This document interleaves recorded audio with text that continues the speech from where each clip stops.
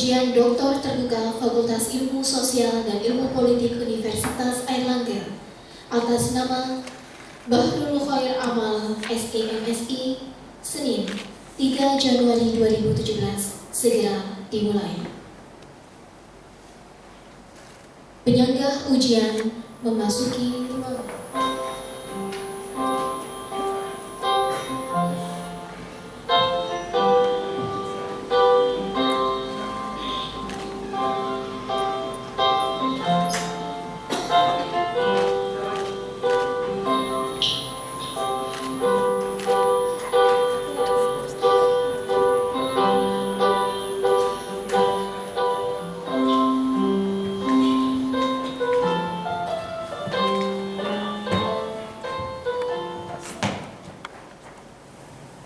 Menyanyikan lagu kebangsaan Indonesia Raya.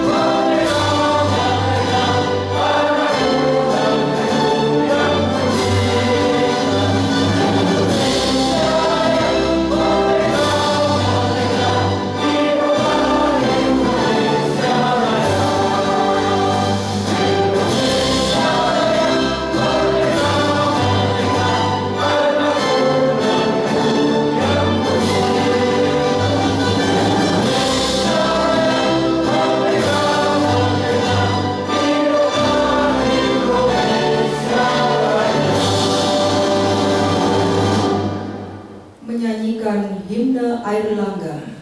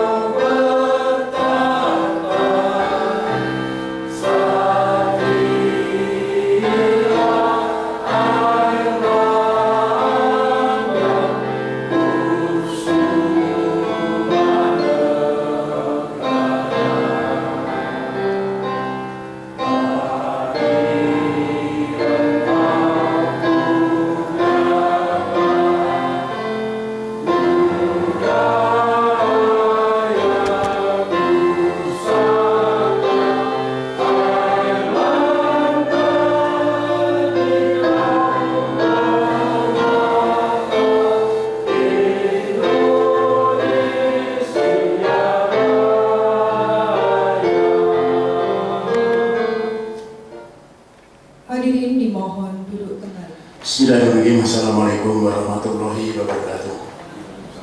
Salam sejahtera bagi kita semua. Sidang ujian doktor terbuka yang saya hormati, Promovendus Bahrul Khair Amal SEMSI, mahasiswa angkatan tahun 2012-2013 telah menempuh ujian doktor tertutup, dinyatakan lulus.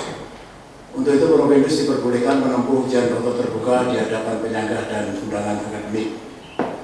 Seorang doktor selain dapat menghasilkan disertasi dengan benar dan handal, juga harus dapat mempertahankan disertasi tersebut terhadap berbagai sanggahan.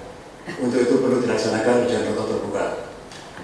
Para penyanggah serta promotor dan kopromotor dalam ujian doktor terbuka ini dimohon memberikan penilaian mengenai pertama, alur pikir ilmiah Promovendus dalam mempertahankan disertasinya, Kedua, sumbangan terhadap bidang ilmu dan atau nilai penerapannya. Sedangkan jawaban pertanyaan dari para undangan akademik dapat sebagai bahan pertimbangan penilaian. Khusus untuk predikat dengan ujian sesuai dengan Peraturan Pendidikan Universitas Airlangga tahun 2008-2009 dengan masa studi tidak lebih dari 5 tahun. Tanpa mengurangi hak para penyangga dan undangan akademik, maka seyogianya sidang ini tidak menjadi ajang diskusi mengenai materi dan analisis statistik disertasi yang telah diputuskan dan disetujui oleh panitia ujian doktor tertutup. Karena banyaknya penanya yang ingin menggunakan kesempatan ini, maka saya mohon kesediaan saudara penanya, baik penyangga maupun undangan akademik, untuk membatasi waktu dan jumlah pertanyaan, sehingga diharapkan semua penanya mendapatkan kesempatan.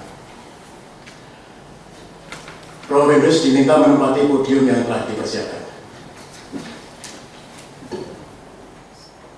Saudara Prof. Fendus Bahrul Khair Amal SEMSI, saya minta datang di hadapan sidang ujian ini dengan maksud agar saudara dapat mempertahankan disertasi saudara terhadap sanggahan para penyangga.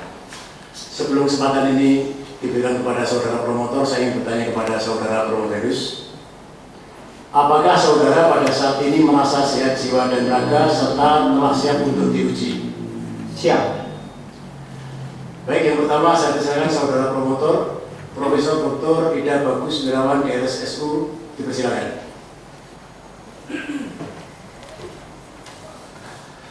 Terima kasih saudara pimpinan sidang, Bapak Ibu penguji yang saya hormati, Bapak Ibu para undangan akademik,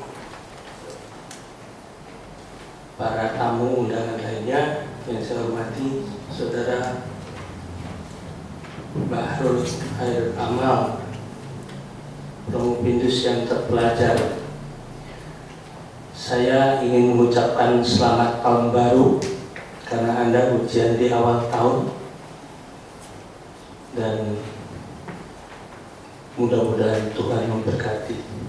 Amin. Baik, jadi pertanyaan saya yang pertama, masalah kemiskinan nelayan ini merupakan potret klasik ya dari masyarakat kita. Jadi nelayan dari dulu sampai sekarang hidupnya tidak pernah berubah, walaupun berubah tidak banyak peningkatan. Banyak studi yang sudah dilakukan mengenai kehidupan nelayan di tanah air. Nah, pertanyaan saya pertama, apa yang unik dan menarik dari studi Anda ini sehingga Anda angkat menjadi isu disertasi? Silakan. Ya, terima kasih.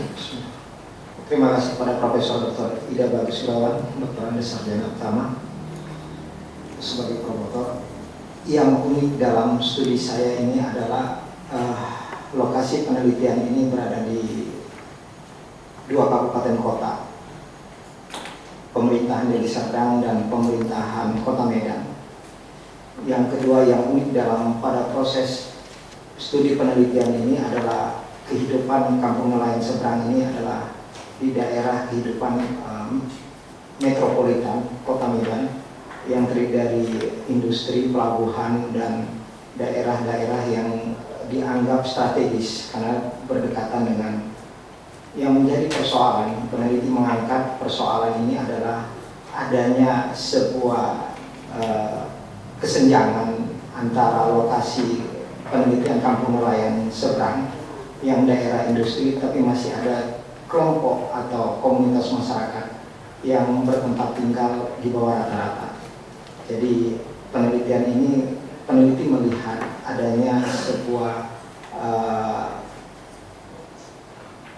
pembiaran yang dilakukan oleh pemerintahan dalam artian ini, atau pengabaian dalam kelompok warga miskin, khususnya kampung nelayan yang berprofesi sebagai nelayan.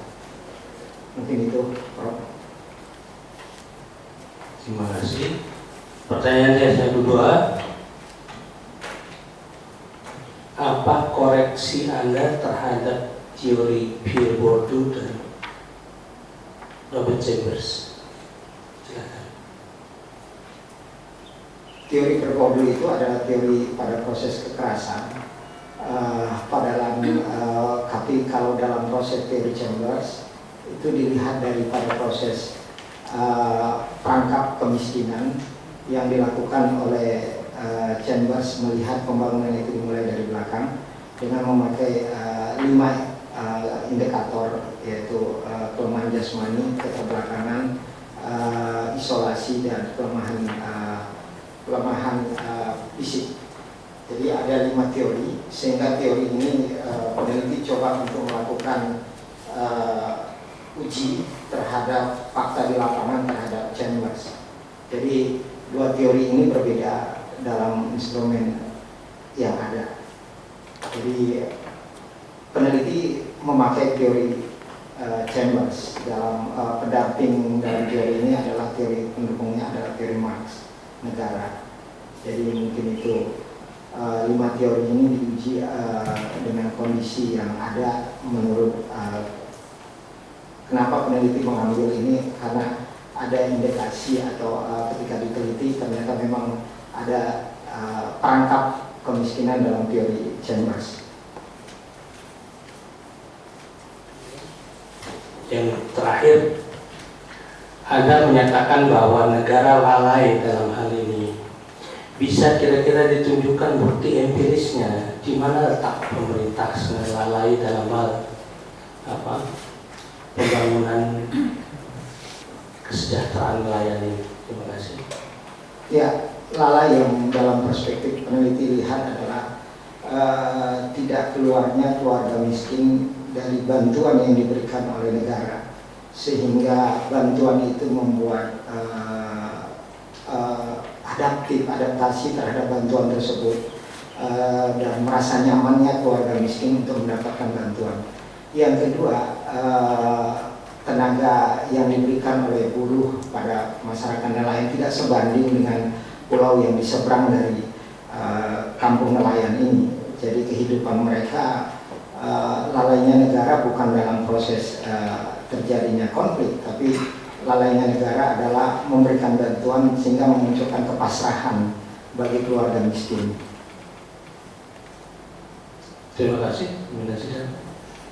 Baik, selanjutnya dipersilakan saudaraku promotor Dr. Bagong Suyanto, DRS MSI. Silakan. Terima kasih pimpinan sidang. Pak Bahrul, studi mengenai kemiskinan itu studi yang menarik dari kajian perspektif teoritis, tapi juga studi yang menarik dari kajian praksis. Jadi pertanyaan saya, kalau misalnya Pak Bahrul nanti pulang ke Medan ditunjuk sebagai ketua Bapeda atau minimal konsultan Bapeda, gitu ya, kira-kira program yang efektif untuk mengatasi problema kemiskinan nelayan di Medan ini apa? Oke, terima kasih Bapak Dr. Bagong Suyanto, Dr. Andes Master Science. Saya melihat harus ada integrasi untuk penyelesaian terhadap kampung nelayan seberang, baik pemerintahan kabupaten kota maupun BUMN, yaitu Pelindo, untuk menyelesaikan persoalan kemiskinan pada masyarakat tersebut. Pada prosesnya ini tidak ada tumpang tindih atau lempar tanggung jawab terhadap salah satu kabupaten kota. Ini berbentuk pada pasal 34 Paket Miskin dan Anak Terlantar di tanggal